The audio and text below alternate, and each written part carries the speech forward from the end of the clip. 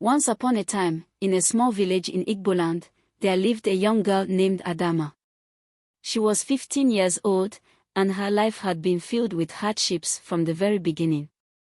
Her mother had tragically passed away while giving birth to her, leaving Adamma with only her father, Obi, to care for her. When Adamma was just 2 years old, her father remarried, hoping to provide her with a loving mother figure. However, the woman he married, Neka, turned out to be anything but kind. Adamma's stepmother, Neka, was mean-spirited and treated her terribly. She made Adamma do all the household chores and rarely allowed her any moments of rest or joy. Despite her hardships, Adamma remained kind-hearted and respectful, enduring her stepmother's cruelty with grace and patience. One fateful evening, as the sun dipped below the horizon and the sky turned a deep shade of purple, Neka summoned Adamma. "Adamma," she barked. "Fetch water from Tinjin. Now." Adamma's heart sank. She knew the village stream, Tinjin, was forbidden to visit after dusk. The elders spoke of spirits and ancient gods who roamed the stream at night. But Adamma had no choice; she had to obey her stepmother's harsh command. "Mama Neka, please," Adamma pleaded, her voice trembling. "It is forbidden to go to Tinjin after dusk. Can I not go tomorrow morning?" Neka's eyes narrowed, and she stepped closer to Adamma, her voice low and menacing. "You dare question me? Do as I say, or you will regret it." Adamma bowed her head in submission, her heart heavy with fear. As the clock struck 6, she set out for Tinjin, her heart pounding with dread. The path to the stream was dark and eerie, the trees casting long shadows that danced menacingly in the moonlight. She clutched her empty calabash tightly, her mind racing with thoughts of what awaited her. As she walked deeper into the forest, she began to encounter spirits. The first spirit she met was a tall figure with glowing eyes. "Who dares to walk this path at such an hour?" the spirit demanded, its voice echoing through the trees. Adamma, though trembling, bowed respectfully. "Good evening, spirit. My name is Adamma. I am here because my stepmother sent me to fetch water from Tinjin. I mean no harm and wish only to complete my task and return home." The spirit, impressed by her politeness, allowed her to pass unharmed. Further along the path, she met more spirits, each more terrifying than the last. One spirit with long, flowing hair and sharp teeth stepped in front of her. "Why are you here, girl?" it hissed. Adamma swallowed her fear and bowed low. "Please, spirit. My stepmother sent me. I must fetch water from Tinjin. I beg your pardon and ask for safe passage." The spirit's menacing expression softened, and it stepped aside, allowing Adamma to continue. Finally, she reached the edge of Tinjin. The water shimmered under the moonlight, and the air was filled with an otherworldly stillness. Mustering her courage, Adamma approached the water's edge and began to sing a heartfelt song for the river goddess. "Oh, great river goddess of Tinjin!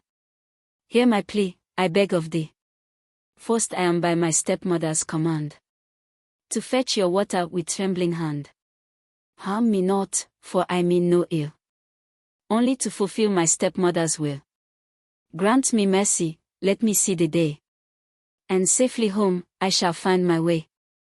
As Adamma finished her song, the water of the stream began to ripple and glow.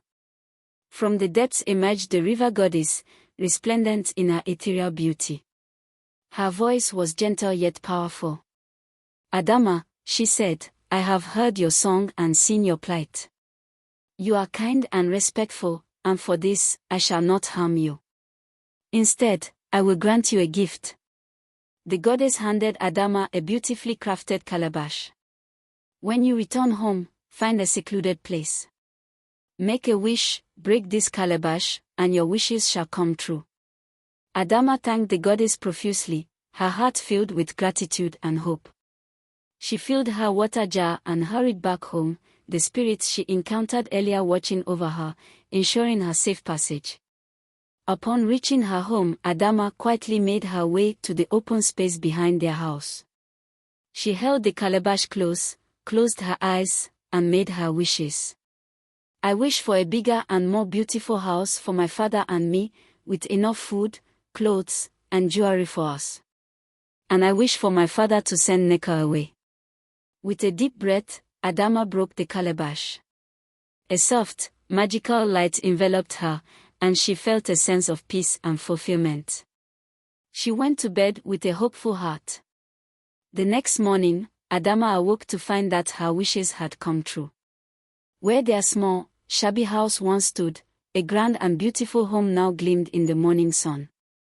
Inside, there was an abundance of food, fine clothes, and glittering jewelry. Her father, Obi, looked bewildered but happy, and there was no sign of Nneka. Obi embraced Adamma, tears of joy in his eyes. "Adamma, my dear daughter, what miracle is this?" Adamma smiled and told her father everything. He listened in awe, realizing the strength and goodness of his daughter. From that day forward, Adamma and her father lived happily in their new home, free from Nneka's cruelty.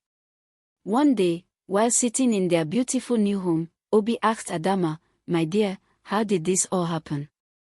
What did you wish for?"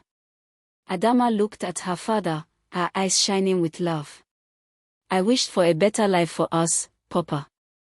I wished for a home filled with love and happiness, and for Nneka to be gone so that we could live in peace." Obi nodded, understanding. "You have a kind heart, Adamma. Your mother would be proud." The story of Adamma's bravery and kindness spread throughout the village, becoming a beloved folktale. It taught the villagers the power of respect, kindness, and the enduring strength of a pure heart.